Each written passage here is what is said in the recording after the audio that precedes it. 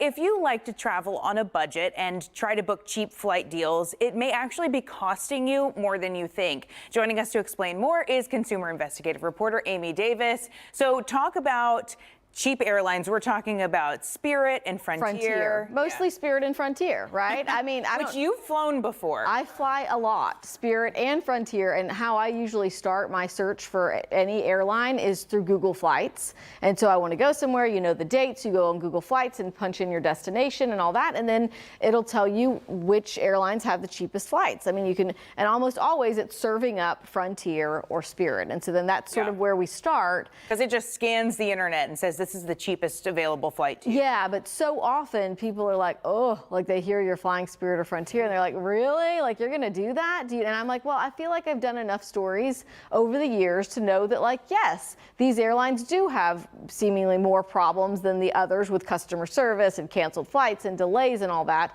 But I said, you know what? Here's how I sort of manage the expectations of what you're getting when you get these cheap flights. And as long as people know these things and you're okay with it, then you could save a lot of money. Yeah, okay.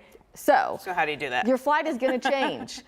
So go into it kind of prepared that like you're gonna have for cancellations or yes, something? that like, you know, where you might, if you fly on a regular airline and you might say like, okay, we're going to get in at 3 p.m. So then we're going to plan this nighttime activity on this day and prepay for it. You can't do that. You have to be super flexible. Yeah, on the at least the day you go and the day that you come back on your travel days. I mean, perfect example, recent flight that I got going to Denver with my children. It was $560 for 4 people. And that's even on the high end of what I usually pay. Well, that's pretty good. Yeah, to go to Denver to Houston. But when I booked the flight, I'm like, this is amazing time coming back. It's at 3 p.m. We leave Denver. We get back to Houston at like 6:30. We'll have enough time to do stuff on Sunday. Within 5 days of booking that flight, Frontier came back and said, oh, we've made some changes to your itinerary. The change was that we're flying back at 5:22 in the morning on Sunday. Oh. So it basically wipes out that entire day, and you're kind of ending your day early on Saturday so that you can get in bed and get ready to be at the airport at 3:20, right? There's so many people listening to this that would get so aggravated about that they'd never want to fly them again. Right. I mean, you can cancel. Like if any airline changes your schedule like that after you've paid for it, then you could cancel and get a full refund.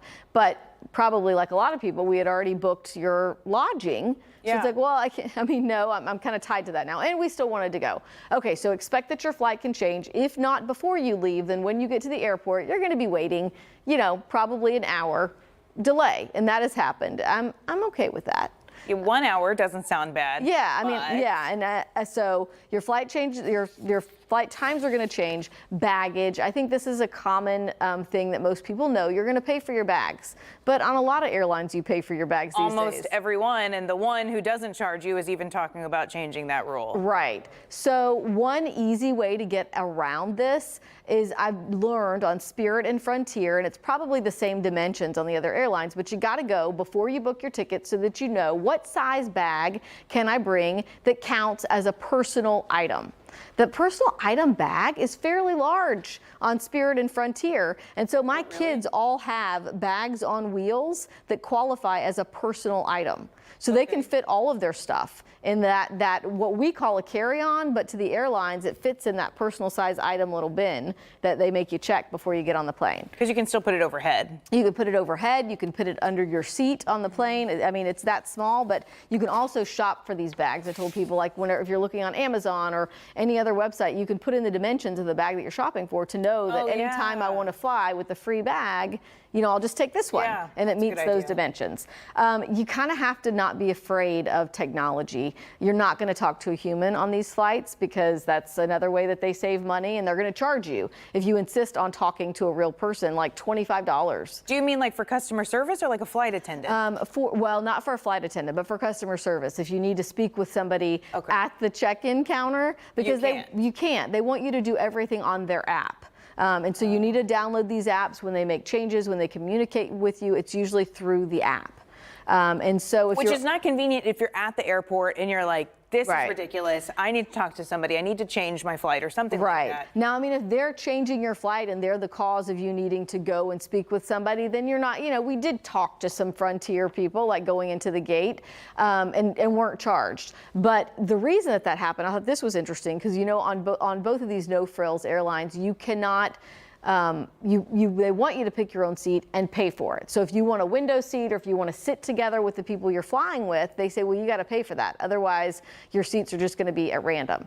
I never pay to pick our seats because I'm like, who's going to tell me? I mean, who wants to sit next to my 10-year-old? This is the last thing. Our producer's wrapping us. But what I learned on Frontier is if your kids are 13 or under, they have to seat you next to them. That is their policy. Oh, okay. So had I paid for seats and shown up and not known that, I would have paid for nothing because before you get on the plane, they're going to adjust it so that you're sitting next to your kids, 13 and under. Okay, so the take-home message is if you are super flexible with your travel plans, you can get a good deal. You can get a good deal. We put all of these things for you on this Click to Houston article online. I mean, $352 for 4 round-trip tickets to LA. I found that in December. Yeah. Wow. Right. All right, great job, Amy. Thanks so much.